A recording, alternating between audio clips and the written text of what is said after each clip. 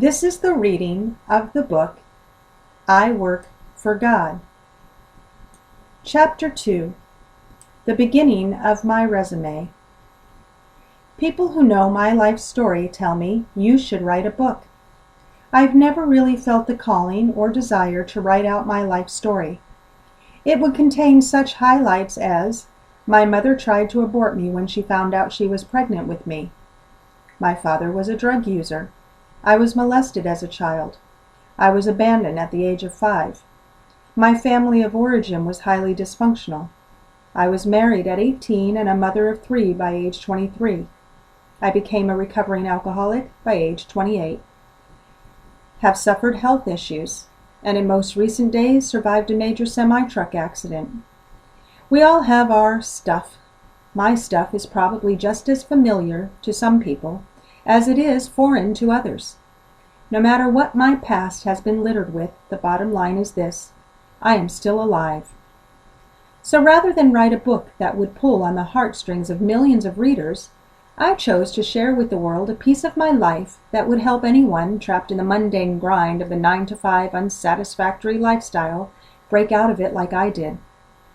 However, in order for me to tell you how I was able to get away from my wannabe God bosses, I have to take you through the narrative of how that all came about for me.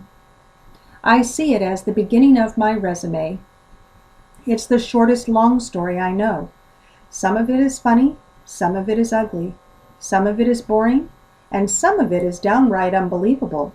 But it is all real, and it all led up to me working for God. So, here goes.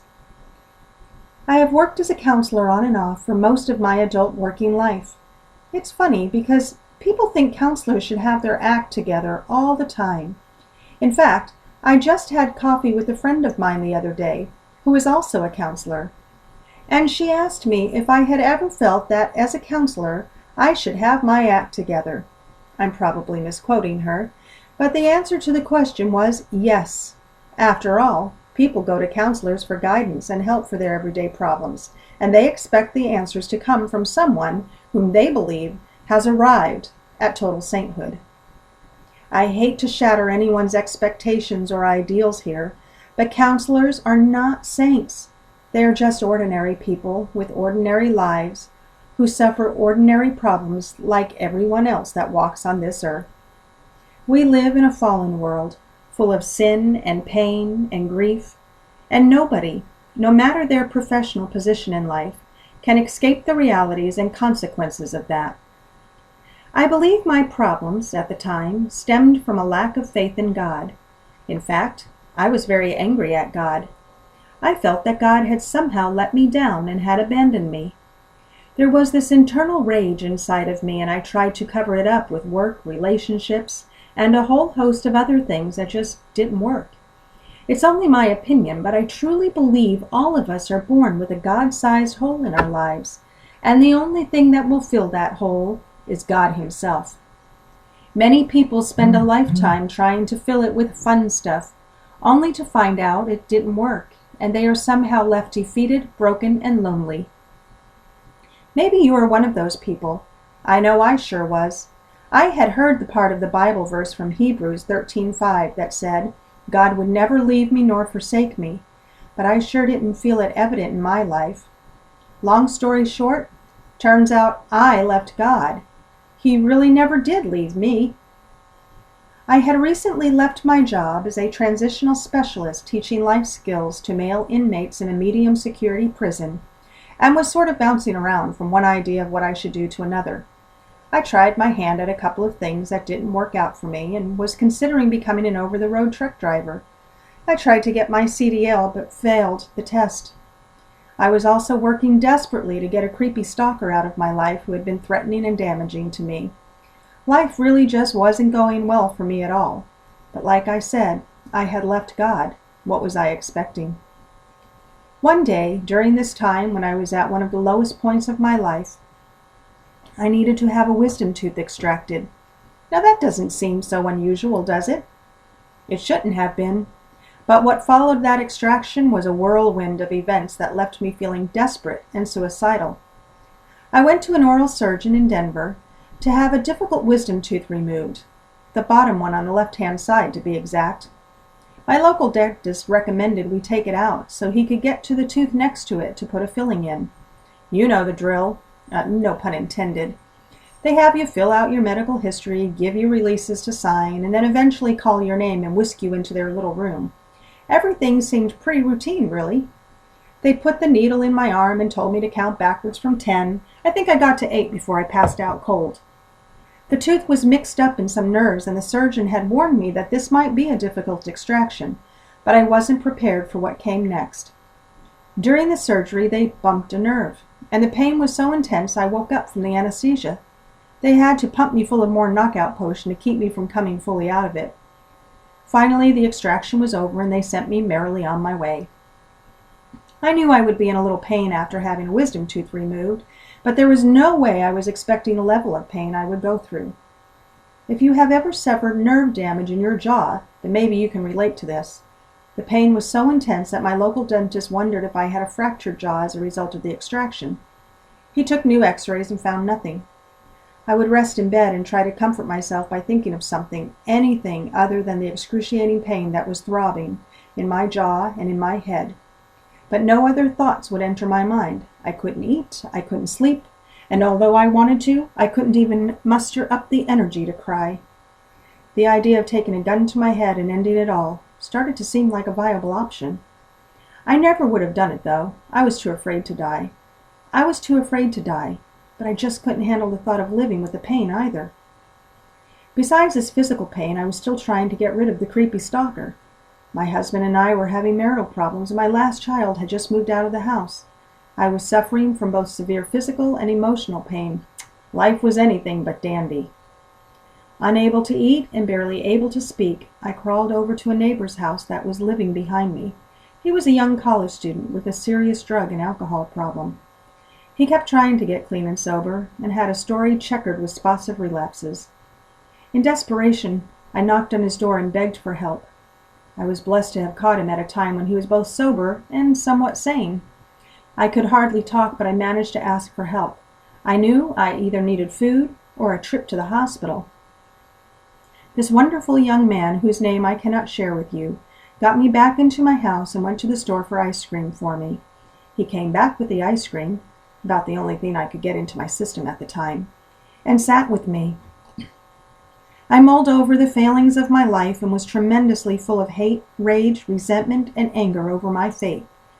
I realized Job had to suffer far beyond what I was suffering, but to me, it felt as if there was nothing worth living for. With my jaw barely able to unhinge, I somehow managed to squeak these words out to him.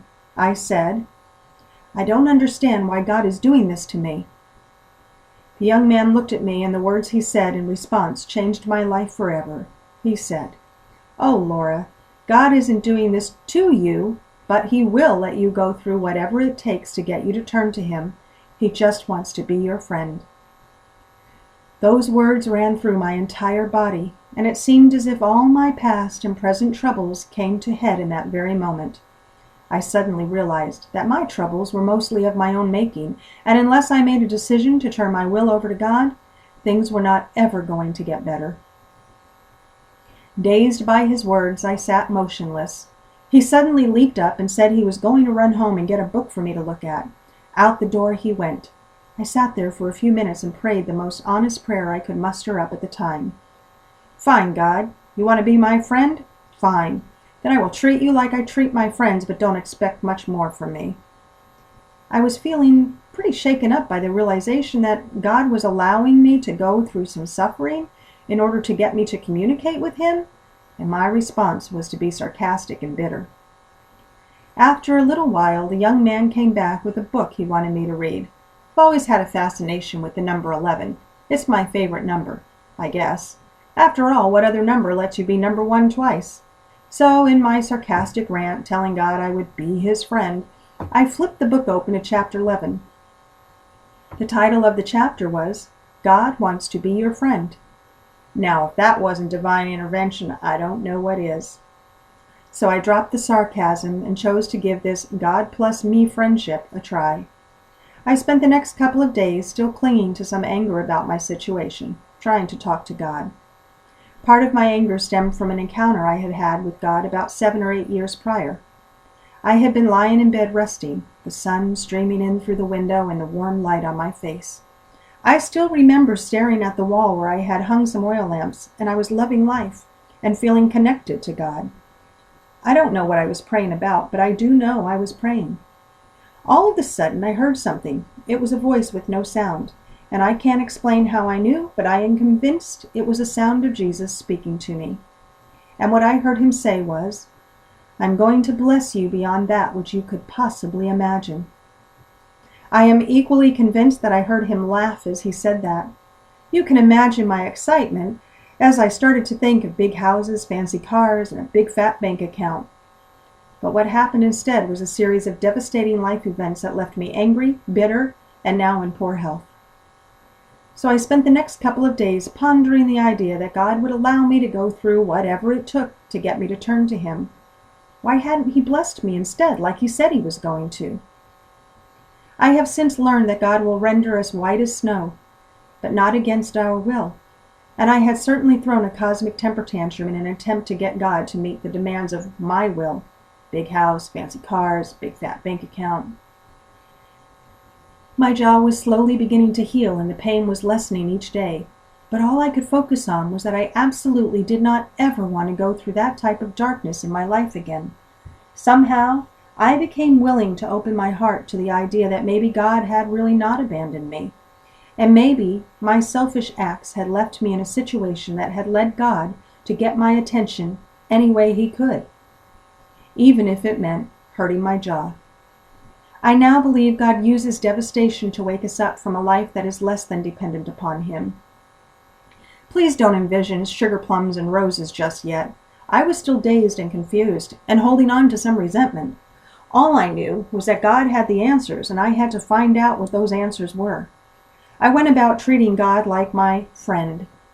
We of the female species can be pretty vicious to our friends, and perhaps I was no exception, because in pettiness, I flipped my Bible open and began to read the story of Jacob. Poor Jacob. He was sure God was going to bless him, and after several years of working for his father-in-law, a real tyrant of a boss, he finally decided to end it. So he saddled up his donkeys and he headed home. On the way home, he started in on this fight with God, if you will. He was just like I was, angry that God had not blessed him like he promised, and so the rest of the story goes that Jacob wrestled with the angel of God and said, "I'm not going to stop wrestling with you until you bless me." Isn't that exactly what I had been doing for so many years? Demanding God bless me the way I wanted to be blessed. So, in ignorant fashion, I closed my Bible thinking, pretty smart that, Jacob. And I offered up my own prayer. Dear God, I know we're friends and all, but I'm not going to stop wrestling with you until you bless me like you said you would. I can't tell you why, but I felt my own heart open just a little, and I also felt my sword come down to half-mast. The idea of spending the rest of my life wrestling in anger with God who loved me enough to get my attention so I would be his friend seemed too exhausting now. Blessing or no blessing, wrestling with God just didn't seem as pleasant an idea as I once must have thought it was. The next day, still clinging to some frustrations and pain, I once again flipped my Bible open for guidance, as if it were a magic 8-ball waiting for me to turn to the correct page that would give me an instant answer to all of my current dilemma. In any event, I turned to the book of the Song of Songs, otherwise known as the Book of Solomon, and began reading this graphic love story. I have to confess that I was not one bit pleased with this. I was dealing with marital problems, and the last thing I wanted to see was some sappy story of lovers flaunting their love. I angrily closed the Bible and asked God why he would be so cruel as to let me open to that exact chapter. I had no clue what the chapter was all about, so I sat down at my computer and began to Google it. Song of Songs. Let's see what Google has to say about it. I read about 3 or 4 different commentaries on the subject and decided I was just as confused as ever. So I slammed my computer shut, and with my jaw still in pain, I managed to say out loud, "God, if you want me to understand this, then you will just have to send someone along who can explain it to me." I kid you not. 3 seconds later, I heard this sound. Knock, knock, knock. Somebody was knocking at my door. So I got up, opened the door, and saw 3 people standing there, 2 men and 1 woman. The woman looked at me and said, "Hi, we are just here to see if you have any questions about the Bible." That's right, you could have knocked me over with a feather. Had I not just told God he would have to send someone along to explain it to me? I answered, "Well, I was just reading the Song of Songs, and I don't understand it." She gave me her interpretation of it, and I said thanks, and then closed the door quickly. The 3 people at my door were from a church denomination that I don't happen to agree with, so I was rude and slammed the door. But as I closed the door, I realized that God must have actually heard my prayer. I mean, I had just said, "If you want me to understand this, then you will have to send someone along who can explain it to me." He did send someone along, and I was rude to her, but at least I knew that God had heard me. That was enough for me to cling to in that moment. If God had heard me ask for him to send someone along, then perhaps he had heard me groan in agony over the things I was wrestling with him about. I put down my sword of anger and decided that the new type of friendship between God and I was in order. I asked him to show me what I could do to live in his will instead of my own, because my will wasn't working out so well. I believed that was the beginning of my resume, which landed me the cushy job I have today. I thank God for the story of Jacob, the woman who knocked on my door, and for the willingness of a young man with his own battles who took the time to look me in the eyes when I could hardly speak and tell me, "Oh, Laura, God isn't doing this to you, but he will let you go through whatever it takes to get you to turn to him. He just wants to be your friend." The nerve damage done during the extraction of that wisdom tooth has been permanent, and even though it has been many years since they pulled it, I still have phantom pain in my jaw from time to time, and it has never felt quite right. At times I will feel what seems like a marble in my gums, and it reminds me that God loves me so much that he was willing to do anything to get my attention. He just wants to be my friend. You have just heard Chapter 2 of the book, I Work for God.